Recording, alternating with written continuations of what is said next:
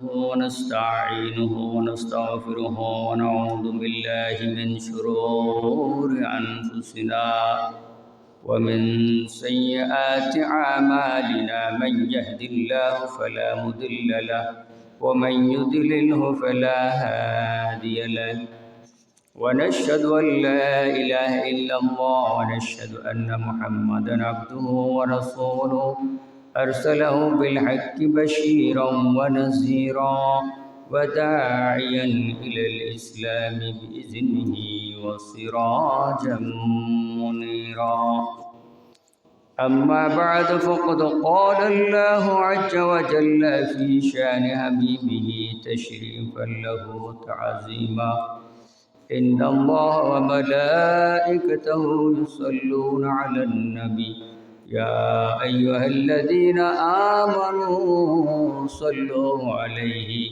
وسلموا تسليما اللهم صل على سيدنا مولانا محمد وعلى آل سيدنا مولانا محمد اللهم صل على سيدنا مولانا محمد وعلى آل سيدنا مولانا محمد স্বাগতম শবে মেরাজ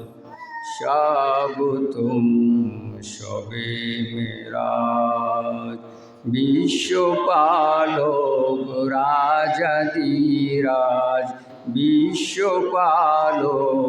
রাজাদিরাজ তোমার বন্ধুর মিলন আজ স্বাগতম শবে মেরাজ স্বাগতম শবে মেরাজ মমতা বাণী কাছে টানি কি যে মধুর কেউ না জানি মমতা বাণী কাছে টানি কি যে মধুর কেউ না জানি मूसा শুনে লন্তরানি मूसा শুনে লন্তরানি দিদারে দোস্ত সরফরাজ দিদারে দোস্ত সরফরাজ স্বাগতম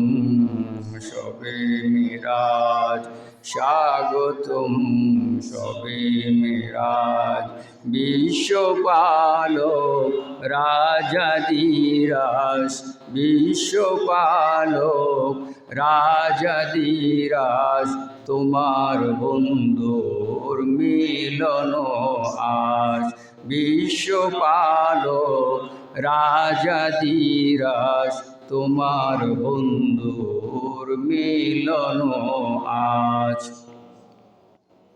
1446 সনের মাহে জামাদিউ মাহে রজবের আখেরি জুমা আদায় করার মানসে ফরাজকান্দি মধ্যফরা আল মদিনা জামে মসজিদে সমবেত বয়োজ্যেষ্ঠ মুরব্বিয়ানে আজম নওজওয়ান ভাইরা ছোটো মাসুম বাচ্চারা যারা এসেছেন আসার পথে রয়েছেন পর্দার আড়ালে মা ও বোনেরা রাহিমানি ওয়া রাহিমাকুমুল্লাহ তাবারাকা ওয়া তাআলা আসসালামু আলাইকুম ওয়া রাহমাতুল্লাহি ওয়া বারাকাতুহু। সম্মানিত উপস্থিতি, আমি আপনাদের সম্মুখে সূরা নজমের ছোট্ট দুটা আয়াতে কারিমা তেলাওয়াত করেছি, যার সরল অনুবাদ হচ্ছে ওয়ান নাজমি যা হাওয়া, শপথ সেই তারকার, ইজা হাওয়া যখন সেটা নেমে এসেছে ওয়ামা দল্লা সাহেবুকুম ওয়ামা গাওয়া, এবং আপনার প্রতিপালক তোমাদের সাথী, তোমাদের বন্ধু মুহাম্মদ সাল্লাল্লাহু আলাইহি ওয়াসাল্লাম পথভ্রষ্ট হয় নাই, ওয়ামা গাওয়া, এবং পথ থেকে বিচ্যুত হয় নাই, খারাপ পথে ধাবিত হয় নাই।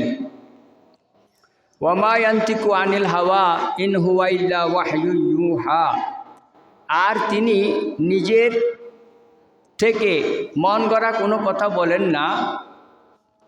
ইন হুয়া ইল্লা ওয়াহয়ু ইউহা, যখন তিনি কথা বলেন এটা আল্লাহ তাআলার পক্ষ থেকে তার উপর ওহী করা হয়। আল্লাহ অর্থাৎ আল্লাহ যা বলতে বলেন তিনি তাই বলে থাকেন। ওয়াহুয়া বিল উফুকিল আলা, তিনি উর্দু জগতে আল্লামাহু শাদীদুল কুওয়া, হু মানে মুহাম্মদ সাল্লাল্লাহু আলাইহি ওয়াসাল্লাম, মুহাম্মদ সাল্লাল্লাহু আলাইহি ওয়াসাল্লামকে শিক্ষা দিয়েছেন শক্তিশালী এক সত্তা। এখানে শক্তিশালী সত্তা বলতে কেউ কেউ বলেছেন আল্লাহ শিক্ষা দিয়েছেন, আবার কেউ কেউ বলেছেন এখানে শাদীদুল কুওয়া মানে জিবরাইল আমিনকে বোঝানো হচ্ছে। কিন্তু জিবরাইল আমিন হোক আল্লাহ হোক, দুটোটা যদি এর থেকে মোরাদ নেওয়া হয়, উদ্দেশ্য করা হয়, তো জিবরাইল আমিন আল্লাহ মুহাম্মদ সাল্লাল্লাহু আলাইহি ওয়াসাল্লামের কাছে আসতেন, নবীদের কাছে আসতেন আল্লাহর হুকুম হলে। জিবরাইল কোনো নিজের থেকে কোনো নবীদের কাছে ওহী নিয়ে আসতেন না। সুতরাং এটার দিকে লক্ষ্য করে যারা তফসির কারকগণ আল্লাহকে বুঝাইয়াছেন এখানে, ওইটাই নেওয়াটা ভালো হবে, উত্তম হবে। জু মিররাতিন, তিনি অধিক শক্তিশালী। ফাস্তাওয়া, অতঃপর ওই তারকা ইচ্ছা করেছে, ওয়াহুয়া বিল উফুকিল আলা, ঊর্ধ্ব লুকে গমন করার, বা তিনি ঊর্ধ্ব আকাশে। সুম্মা দানা, এটা সূরা নজমের 1 থেকে 17 নম্বর আয়াতে কারিমা। সুম্মা দানা, অতঃপর তিনি নিকটবর্তী হলেন, অর্থাৎ আল্লাহ নিকটবর্তী হয়েছেন। ফাতাদাল্লা, আর একটু নেমে আসলেন। ফাকানা কাবা কৌসাইন, অতঃপর দুইয়ের মধ্যে পার্থক্য ছিল দুই ধনুক, আও আদানা, অথবা আরও কাছাকাছি হয়েছেন। রসুল করিম সাল্লাল্লাহু আলাইহি ওয়াসাল্লামকে দাওয়াত দিয়ে আল্লাহ মেরাজে নিয়ে গেছেন, আর আল্লাহ কুদরতিভাবে নেমে আসলেন। আল্লাহ রসুলও আল্লাহর সাথে দিদার দিয়ে একাকার হয়ে গেছেন। বলা হচ্ছে দুইয়ের মধ্যে পার্থক্য ছিল, ব্যবধান ছিল তাদের সাক্ষাতের দুই ধনুক, অথবা আও আদানা, অথবা তীর ধনুককে এক জায়গায় করলে যেরকম কাছাকাছি হওয়া যায়, ওনারা কুদরতিভাবে আল্লাহ রসুলের সাথে এরকম কাছাকাছি হয়েছেন। কাছাকাছি হওয়ার পর ফাআওহা, অতঃপর তিনি ওহী করলেন, আল্লাহ তাআলা কুদরতিভাবে ওহী করলেন ইলা আবদিহি, তার বান্দা মুহাম্মদ সাল্লাল্লাহু আলাইহি ওয়াসাল্লামের নিকট। মা আওহা, যা ওহী করার, অর্থাৎ দুজনে কাছাকাছি হওয়ার পর কুদরতিভাবে আল্লাহ তাআলা গোপন কথা যা বলার সেটা বলেছেন। ওয়াকাযাবাল ফুয়াদু মা রাআ, আর মুহাম্মদ সাল্লাল্লাহু আলাইহি ওয়াসাল্লাম যা দেখেছেন, মা রাআ, যা দেখেছেন সেটা মিথ্যা, তার অন্তর মিথ্যা দেখেনি, আল্লাহকে সশবকে দেখেছেন, কথা হচ্ছে সেটা। এখন আবু জেহেল মেরাজকে অস্বীকার করেছে, সিদ্দিক আকবর বিশ্বাস করেছেন। রসুলের মুখ থেকে শুনে নয়, আবু জেহেলের মুখ থেকে। যদি উনি বলেছেন যদি আমার হাবিব মুহাম্মদ সাল্লাল্লাহু আলাইহি ওয়াসাল্লাম বলে থাকে তাহলে আমি বিশ্বাস করব, কারণ উনি আরও কিছু বলে, এর থেকে বেশি কিছু বললেও বিশ্বাস করব। এটা সিদ্দিক আকবরের কথা, এই জন্য উনি সিদ্দিক হয়েছেন। এখন আমাদেরকে বলতেছে যে যারা বিশ্বাস না করে আবু জাহেলের দলে যাবে, যারা বিশ্বাস না করে আবু জাহেলের দলে যাবে, তাদেরকে বলা হচ্ছে, আমাদের মতো লোকদেরকে, সশরীরে মেরাজকে যারা অস্বীকার করে। মা রাআ, না আফাতু মারু নাহু আলা মা ইয়ারা, হে মোহাম্মদ সাল্লাল্লাহু আলাইহি ওয়াসাল্লামের উম্মত, আমার বান্দারা, আমার হাবিবকে আমি যা দেখিয়েছি, তিনি যা দেখেছেন, যা দেখিয়েছি, এ ব্যাপারে তোমরা কি তার সাথে যুদ্ধ করবা? তার সাথে কি করবে? তর্ক করবে? ওয়ালাকাদ রাহু নুজলাতান উখরা ইনদা সিদরাতিল মুনতাহা।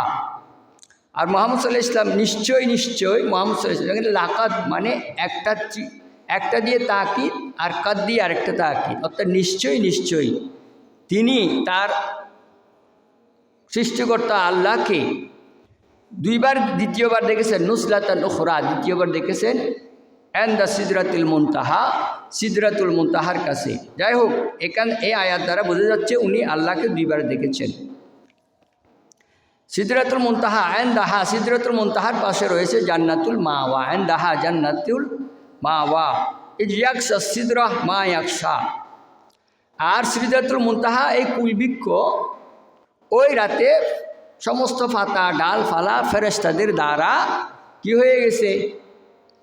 একেবারে কি হয়ে গেছে? আচ্ছাদন হয়ে গেছে। অর্থাৎ কুদরতিভাবে সমস্ত নূরানি ফেরেশতারা, আল্লাহ তো রসুল তো আল্লাহর দিদার করেছেন, আর রসুলের দিদার করার জন্য সমস্ত কুল কায়নাতের ফেরেশতারা মেরাজের রজনীতে সিদরাতুল মুনতাহায় গিয়ে অবস্থান করেছে।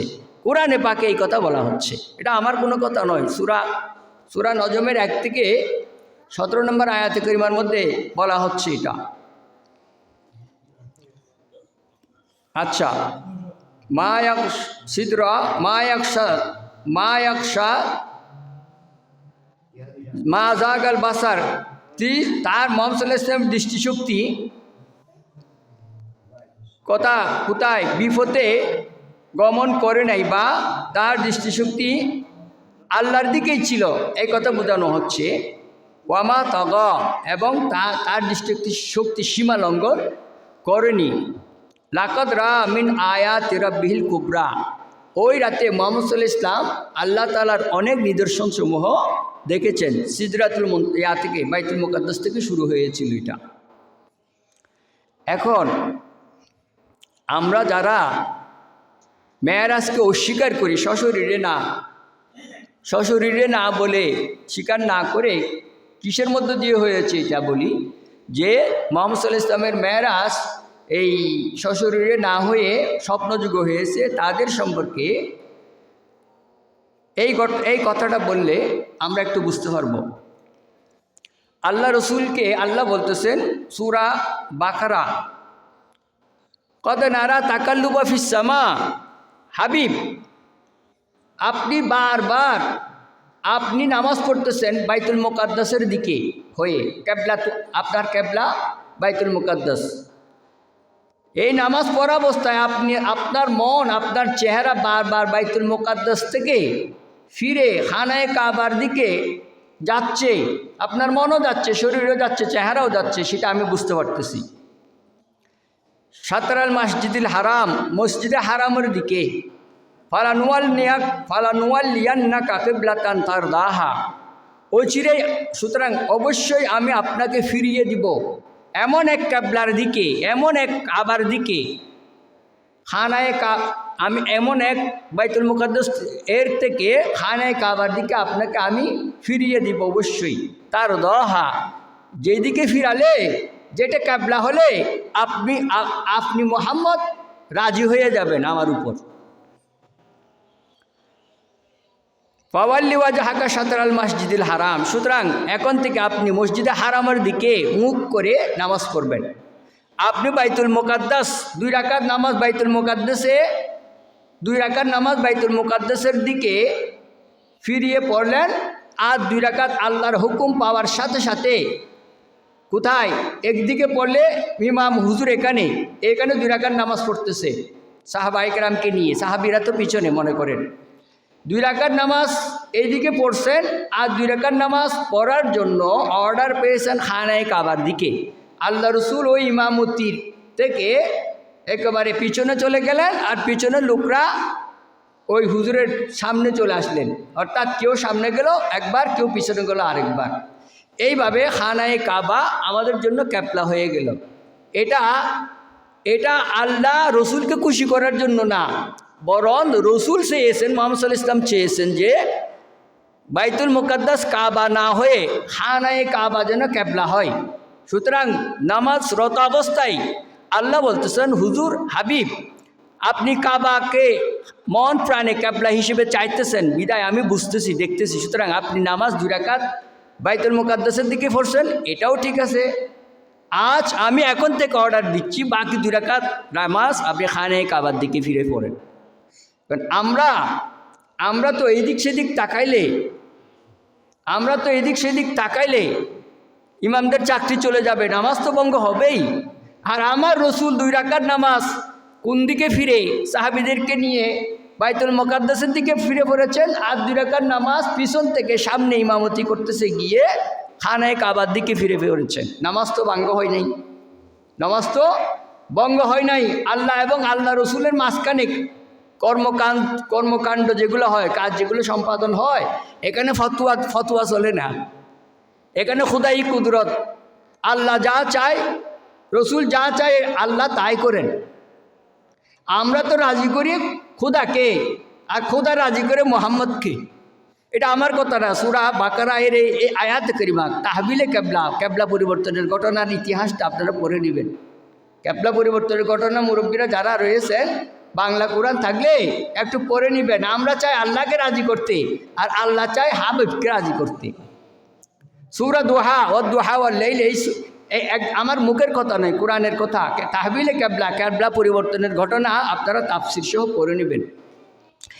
এক, দ্বিতীয়ত রসুল করিম সাল্লাল্লাহু আলাইহি ওয়াসাল্লামকে আপনি আল্লাহ বলতেছেন, হুজুর হাবিব আপনি কিয়ামতে আপনার গুনাহগার উম্মতরা কোথায় যাবে? জাহান্নামে যাবে। ঠিক আছে, তবে আপনি বিচলিত হবেন না। আপনার বিন্দু পরিমাণ ইমান যদি আমার উপর থাকে, আপনার উপর যদি থাকে, তারা তো সাময়িক শাস্তি ভোগ করবে, কিন্তু আপনি যাকে চান তাকে ওখান থেকে জাহান্নাম থেকে বের করে নিয়ে আসবেন। কেন, কিভাবে? ওয়ালাসাউফা ইউতিকা রাব্বুকা ফাতারদা। হাবিব আপনাকে চিরেই আমি এমনভাবে দিব, হাবিব আপনি আমার উপর রাজি হয়ে যাবেন, রাজি না হয়ে পারবেন না। ওয়ালাসাউফা ইউতিকা রাব্বুকা ফাতারদা, অবশ্যই চিরেই আমি আপনাকে এমনভাবে দিব আপনি রাজি হয়ে যাবেন, রাজি না হয়ে পারবেন না। আপনি সিজদা থেকে মাথা তুলেন, ইরফা রাসাক, আপনি আজ সিজদা থেকে মাথা তুলেন, আপনার মাথা আজকে নিচে থাকবে না। আমি কুদরতিভাবে আমার আসনে আদালতে থাকব, আর আপনি থাকবেন মাকামে মাহমুদের উপর থাকবে প্রশংসিত স্থান। ওয়াবাসহু মাকামাম মাহমুদা যেটা বলি, আপনি থাকবেন প্রশংসিত স্থানে। আজ দুনিয়াবাসীকে আমি আপনাদের শানমান নবীদের কাছে দেখাবো, তার উম্মতদের কাছে আপনার শান আমি আল্লাহর কাছে কতটুকু, সেটা আজকে দেখানোর বিষয়। আপনি ইরফা রাসাক ইশফা তুষাফা, আপনি মাথা উত্তোলন করেন মাকামে মাহমুদের মধ্যে আমার পাশে অবস্থান করেন, আহলে বাইত আপনার পায়ের নিচে থাকবে। আর হাউজে কাউসার যেটা পানি দুধের চাইতে সাদা আর ইয়ার চাইতে মিষ্টি, কিসের চেয়ে? মধুর চেয়ে মিষ্টি। ওই হাউজে কাউসারের পানি আপনার গুনাহগার উম্মতদেরকে আপনি হাবিব আপনার পরিবারদেরকে নিয়ে আপনি কি করবেন? নিজের হাতে পান করাবেন। আজ আপনার মাথা নিচে থাকার স্থান নয়, আপনি সুপারিশ করুন, তুষাফা, আপনার সুপারিশ আমি আল্লাহ কবুল করব। তাহলে আমরা বুঝতে পারলাম, এটা আবার আমার কথা নয়, সময়ের অভাবে অনেক কিছু বলতে চাইলেও পারি না। এটা ডক্টর আল্লামা ইকবালের কথা। মুহাম্মদ সাল্লাল্লাহু আলাইহি ওয়াসাল্লামের শানে সূরা বনী ইসরাঈলের 1 নম্বর আয়াতের মধ্যে বলা হচ্ছে, আমি আল্লাহ আমার হাবিবকে বাইতুল মুকাদ্দাসে নিয়ে গেলাম, হাতিমে কাবা যা বা উম্মাহানির ঘর, চাচাতো বোন উম্মাহানির ঘর থেকে। আমি সময়ের অভাবে এগুলোর দিকে যাচ্ছি না, গত 2 জুমা আলোচনা করেছি। গিয়ে বাইতুল মুকাদ্দাস, খানায়ে কাবা থেকে বাইতুল মুকাদ্দাসের গিয়েছি। তো এখানে বলা হচ্ছে বেআবদিহি। তো বেআবদিহি মানে, বেআবদিহি বলা হয় এমন বান্দাকে, এমন নবীকে, এমন হাবিবকে যিনি আল্লাহকে রাজি করাইতে চায় না, যাকে রাজি করাইতে স্বয়ং খুদা চাই, ওনাকে বলা হয় হাবিব। আর কলিম, মুসা কলিমুল্লাহকে কলিম বলা হয়। উনি মেরাজ পায় নাই, উনি শুধুমাত্র আল্লাহ নূরানি একটা ঝলক পেয়েছেন, ওইটা পেয়ে তুরে সাইনা থেকে তিনি গড়িয়ে পড়ে গেছেন।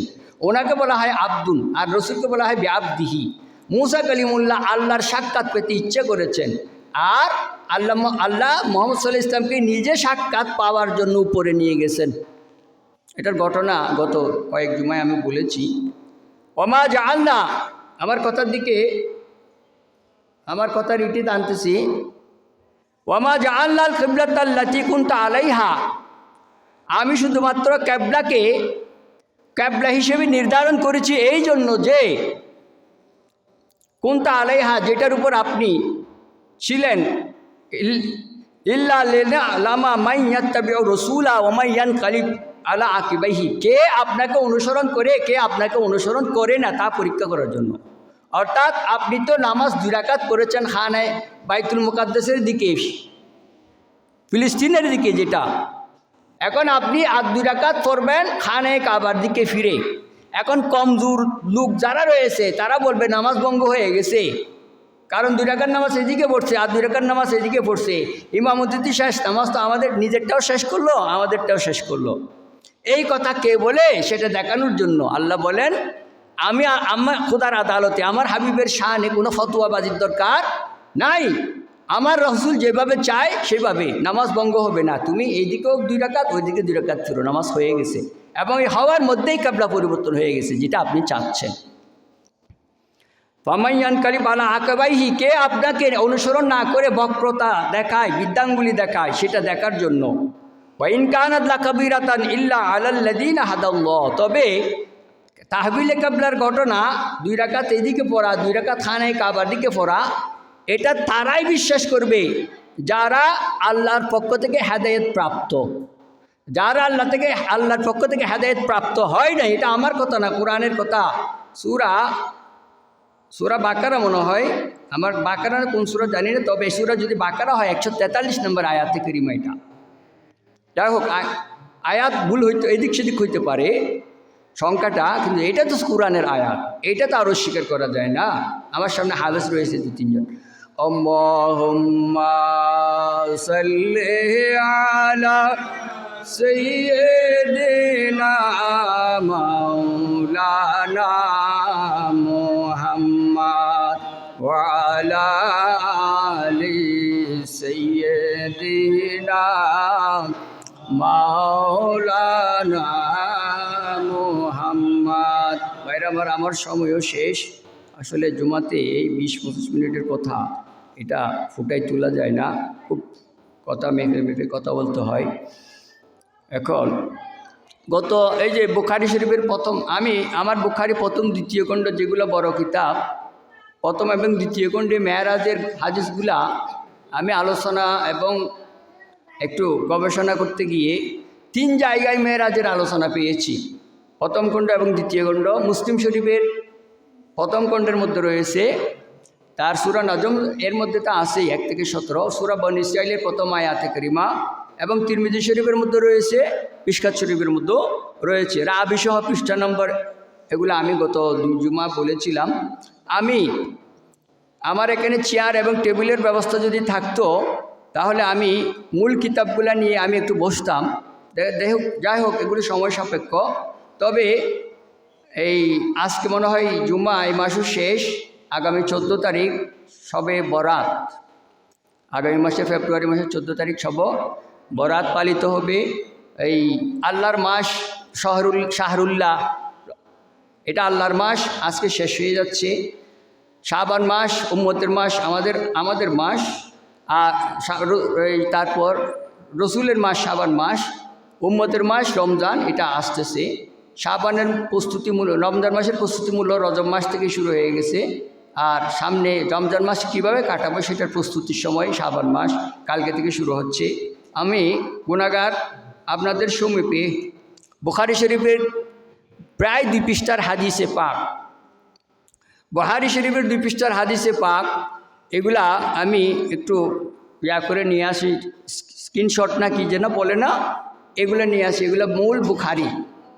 আপনাদের ইসলামিক ফাউন্ডেশন বা আহলে হাদিস বা যে যার মতো করে অনুবাদ করে বাইরা, আপনারা মনে করেন বুখারী শরীফ মানেই বাংলা, আপনারা মনে করেন বুখারী শরীফ মানেই বাংলা। এটার ফতোয়াবাজের ঠেলায়, জেনারেলদের ফতোয়াবাজির ঠেলায় এখন আমরা পর্যন্ত সামনে দাঁড়াইতে পারি না।